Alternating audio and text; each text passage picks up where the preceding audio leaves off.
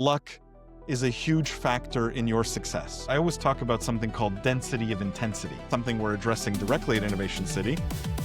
Your first customer. Having a great vision as a founder is important, but that alone is not enough.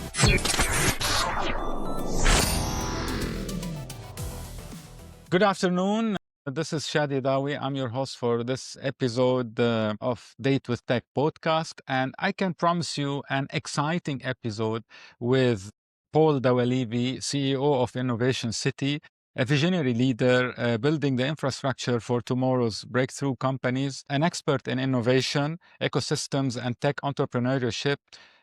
Paul is creating a new model for how startups, investors, and corporations collaborate to solve complex challenges. Innovation City is a purpose-built environment designed to accelerate deep tech innovation and position the region as a global player in the future economy. On top of that, Paul is a great friend. Paul, welcome to this episode, and thank you for being with us. Shadi, thank you so much for having me. This is a great honor. First of all, I love the name of the podcast, and you know how much I love you, but I never thought we'd be on a date. This is good. A date with tech, and we get to talk about things finally together. Finally, yeah. Thank you. Thank you very much, Paul. Let's start. The Middle East has seen massive investment in tech hubs recently. What's still missing from the regional ecosystem? And how is Innovation City addressing those gaps? I think there's a couple of structural issues that at Innovation City I think we're addressing. The first is fragmentation. When I talk about successful ecosystems, I always talk about something called density of intensity. That's interesting. This idea that if you put enough great, smart, ambitious, driven creators, builders, entrepreneurs Together in the same space, good things happen. Definitely. Good things must happen. Must happen. Almost naturally, magically. Okay. This is the magic of Silicon Valley.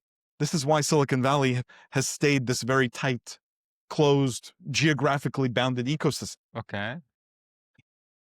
The beauty of Ras Al Khaimah and of Innovation City is in RAC, there's only 2 free zones. And my sister free zone is very much focused on industrial, right? Factories, warehouses, and they're the best in the world to do this. But we're focused on technology and innovation, and we're the only ones there focused on this. And so we can create this density. Okay. The second part of it is cost of living. So we believe there's an opportunity when you move your tech company to RAC and to Innovation City, you can justify moving the whole team, all the developers, without your costs going way up.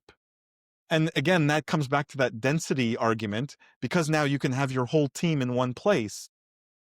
Much better things are going to happen. You're not dealing with people on Teams and Zoom 24/7. You have everyone all in one place, and this is where good things happen. And then finally, I'll give myself and the leadership of RAC credit here. One, I don't come from the free zone world. We called it Innovation City because we really don't want to just be a place for innovation to come set up. We want to be innovative ourselves. And I think if you follow us, even over the next few weeks, months, years, what we are going to do and the way we will transform and disrupt the free zone business will be groundbreaking. The way we will service our clients, the kind of products we will offer, the kind of ecosystem we will build will either be faster than anyone else, different from everyone else, or so tailored to the needs and pain points of technology customers that you won't feel like you belong anywhere else. We want to build a place where the team at Innovation City, if you're an AI company, understands your pain points. If you're a Web3 company, we understand your pain points. But all of this comes down from His Highness Sheikh Saud's guidance, ambition, vision for Ras Al Khaimah, which is to be different, to be a place, the growth story in the Emirates. And it's thanks to his vision, his leadership, that I think we're able to build something very, very different in RAC and very, very different with Innovation City. All right, great. Paul, looking at other successful innovations globally, we're moving globally now, like Singapore, Shenzhen, and many others. What can the Middle East uniquely offer, that those cannot? I think big success stories, what they do well is, what they don't do is this build it and they will come mentality. I think this is what you see the great success stories avoid. Meaning it's not enough to just say we're Innovation City and put a building and call it a day. There's an art of seduction when you're building an innovation hub, a global innovation hub, that needs to be done so that people everywhere in the world, and people especially in places that are tough places to do business today, these are places that are difficult to export your product, difficult to hire talent from anywhere in the world. How do we seduce the entrepreneurs, the builders in those places to come to RAC? How do we reach out to them? How do we build a product that is specific to them? That is not easy to do. And so I think what we can learn is there's no silver bullet. There's no one thing Singapore did. There's no one thing Silicon Valley did. There's no one secret thing that if we just do that one thing, Magic recipe. we can all go home and call it a day. The reason you don't see hubs successful like this all around the world is because it's hard. There's 100 things you have to get right. And not only do you have to get 100 things right, you have to get 100 things right year after year for 10, 15, 20 years. The great innovation hubs globally focus on building success stories and then elevating those success stories to make sure the world knows about it. This is what Innovation City and this region, I think, can learn from that, and what I think we will do better. It's not just, again, I don't want to just sell you a desk. Yeah. Because if I just sell you a desk and you're not successful, there's no hub that comes out of that. I can sell 1 million licenses, 1 million desks, but if they're not successful, nothing comes out of that. And so my focus can't be selling the license. My focus, the question I have to ask every day is, how do I make sure this company, this startup, how do I make sure they're successful? How do I make sure they become big? This brings me to the third question, Paul. And when we talk about Silicon Valleys, with the experience and as you said, with time, what challenges should be avoided when you're trying to build a new Silicon Valley? Yeah, sometimes I think the thing to be avoided is a focus on the building. Meaning what I think I see a lot of startup hubs do wrong is they say, if only we just have enough office space, startups will come. What you realize is startups actually care very little about the office space itself, right? Yes, of course, people want to work in a nice environment, but the space itself is not the hook. It's not the success factor. The challenge is too many of these things focus on the program and the physical space. We have an accelerator. Thousands of startups will come. Okay, but when they're finished the accelerator, then what? What happens to those companies? Where do they go? What do they do? Right? And this is where, again, where we're thinking is really addressing pain points. And we know they're different sector by sector. The pain point of a Web3 company different from the pain point of an AI company. Now, what's common to all startups, for example, and this is something we're addressing directly at Innovation City, your first customer. Much more powerful than what your office looks like is, do you have a customer? If I give you that first customer, or if that second customer, I've solved a huge amount of problems for you. It's easier to go raise money now. It's easier to hire people. It's easier to make a living. It's easier to pay for that office space, which so many other free zones focus on. And so the challenge is too much of a focus on the physical infrastructure, not enough focus on the intangible, sort of the secret sauce of what makes a company successful and how do we support that. The beauty of this discussion, like every question and answer leads to the next questions. Everything is interrelated. So what are the biggest challenges startups are facing to scale up in the Middle East? In the Middle East, that's an interesting one because I think I'll just tell a story. I mean, I spent a week in China not that long ago. And the amazing thing about the Chinese market is there are companies there that are so big, but yet you've never heard of them, because they've never gone outside of China, right? They exist only in China. They sell only in China. So it's a company, if you live here, you work here, you spend all your time here, maybe you've never even heard of this brand. The reason they can do that in China is because the local market is so big. I was about to tell you. When you can sell to 1 billion people, you don't really need to leave home, or at least you don't need to leave home day one. MENA doesn't have this advantage. Right? I'll say the UAE and the Middle East specifically doesn't have this. Saudi's a relatively big market, but even Saudi, only 30 million people, right? On the scale of a China, it's still a relatively small local market. So the challenge becomes, how do you scale here? But you can't be reliant on the local market. I think there's two things that come into play. One is you at least need the local market as an anchor tenant. Like I said, that first customer. You need to get that from the local market. The local market needs to give that to you. So when you come set up in the UAE, you need to have one customer in the UAE. Now, you can't build your business on just the UAE market, most likely, but that should be the foundation, the anchor, the thing that roots you here. Two, there's a big problem of funding in this region, in the sense that there's a barbell. You have lots of small funding, accelerator, incubator, angel, a lot of people who will give you $50,000 to $100,000. And then there's huge entities, right, who only want to write $50 million checks. You're talking about the gap. There's a big gap in the middle. And so in some ways, the key to success for startups here is, how do you survive that gap? How? Again, come to a place like Innovation City. This is what we're thinking about. This is where we're very focused on bringing investors to help fill that gap. But the best thing to fill that gap is customers, right? That gap between seed and Series A could be filled with investment, but it could be filled with a customer. And in Innovation City, the beauty of RAK and the success of RAK, again, thanks to His Highness and Free Zone like Rakez, where they've managed to bring huge industry to RAK, right? RAK has the fourth largest ceramics company in the world, has a big bulk port, has a huge limestone quarry, has a big pharmaceutical manufacturer. There's a lot of heavy industry in RAK. These are all technology customers. They all need technology. And so companies that come to Innovation City, one of the promises, one of the value add that we could potentially bring is, let me connect you with this industry. Let me see if there's a customer for you there. So maybe you don't need to go raise that $1 million investment to survive, because you can get a customer, and what's better than an investment? It's revenue. And so there's ways we can address those pain points even today, before the VCs have flocked to RAK, before the VCs have flocked to Innovation City.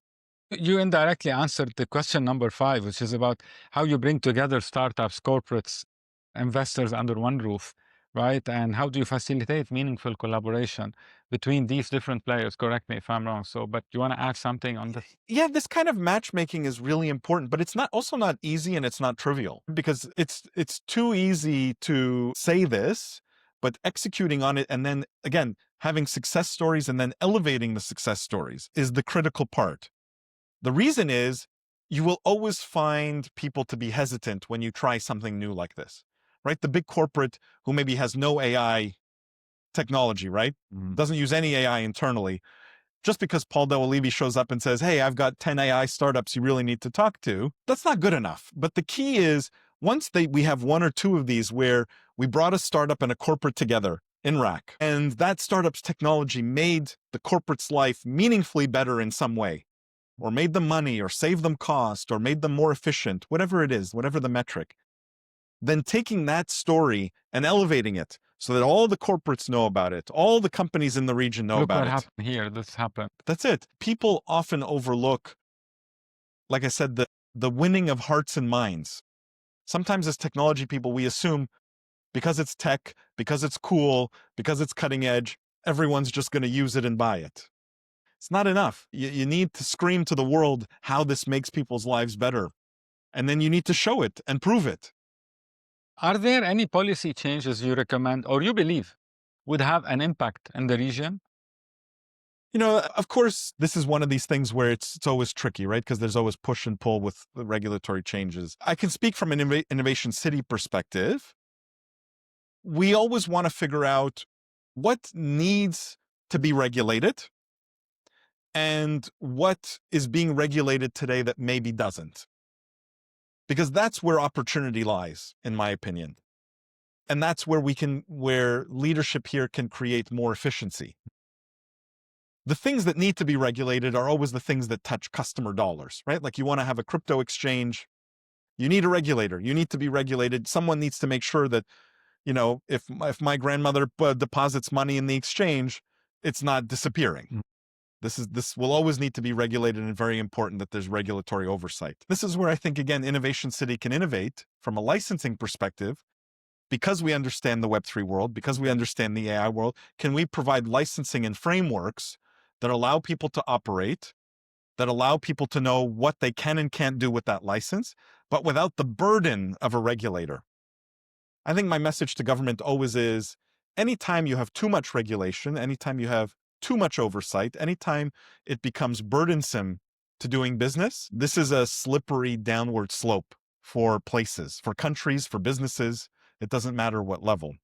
The good news is in Ras Al Khaimah, one of His Highness's core principles is he's ultra focused, laser focused on making RAC by far the easiest place to do business. Literally, the goal is, how do we make it so easy to do business here that it feels completely seamless and almost magical? Right. Paul, how do you identify which technologies or sectors of Innovation City should focus? What's your framework for separating hype from genuine breakthrough potential? It's a really good question. I'm not sure I should be the arbiter of that. Okay. Meaning in the sense that it shouldn't be me that decides what technologies are good or bad, what technologies we should support or not. My view is, and the philosophy behind Innovation City is, Open to all technology. and all innovators and all of it. builders. Come right? and try. That's it. I don't know what will work. Okay. 25 years in technology, I can tell you what we Couldn't be defined really. This no, this yes, this no. This is what you want to. You can't. And not only that, you can't predict. If we have this conversation, like if we're having this conversation today, which we are, we're talking about AI and Web3 and gaming and robotics and like all the usual suspects. But 5 years from now, I guarantee you and I probably couldn't predict what will be the hot topic 5 years from now.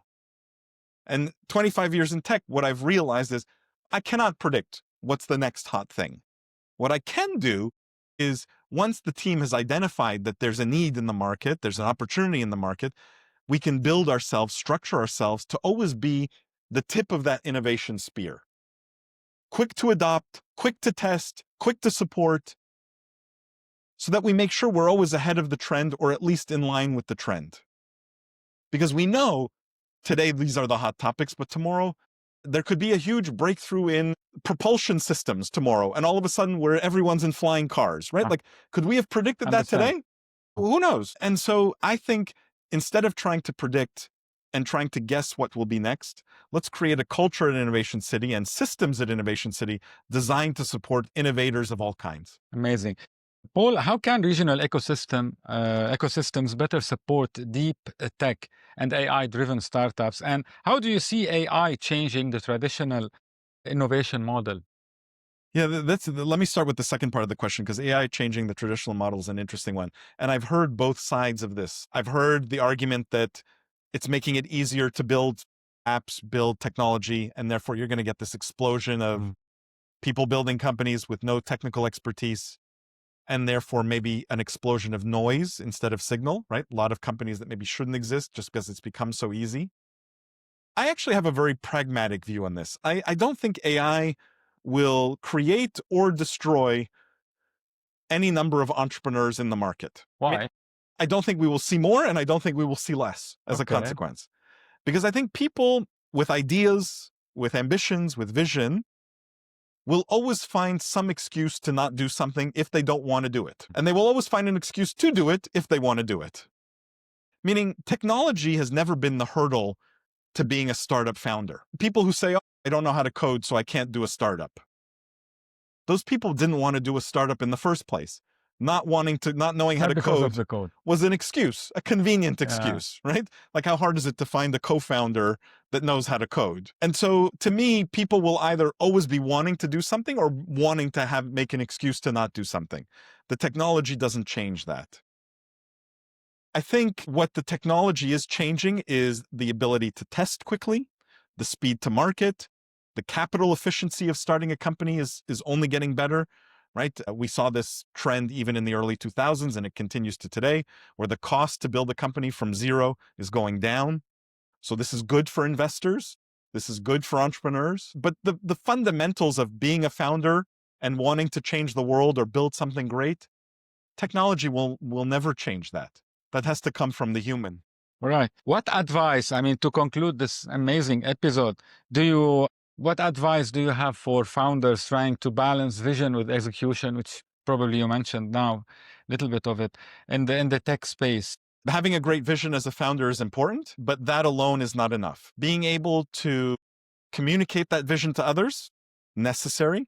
Being able to convince and persuade other people of that vision, necessary. And being able to get enough people to buy into your vision and be willing to follow you on that adventure, even more important. So vision alone is not enough. I would call, if you want to call that other piece execution, to me, vision is 20% of it. The persuasion, the communication, and getting everyone to follow you with that vision, to me, is the 80% and the really difficult part. It's the part that where most people fall flat. Having said that, I think too often founders focus on, pitch deck, strategy, 100 Revenue slides, model. model. Like at Innovation City, I like to say culture eats strategy for breakfast. If you put good, Nice one. smart people in a room, good things happen. You don't need to have everything figured out day one. You have a North Star, a direction you want to go, an ability to get people rallied around that North Star, and then you let people make it happen.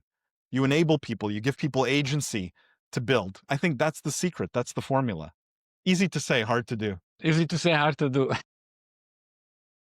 Paul Dawalibi, CEO of Innovation City, thank you very much. Actually, we would need with you many episodes, to discuss every single part, a question, let me say, of this episode. But really, thank you very much for your time. It's an exciting episode. And anything, any last advice or thing you want to say? The thing that people love to discount is luck.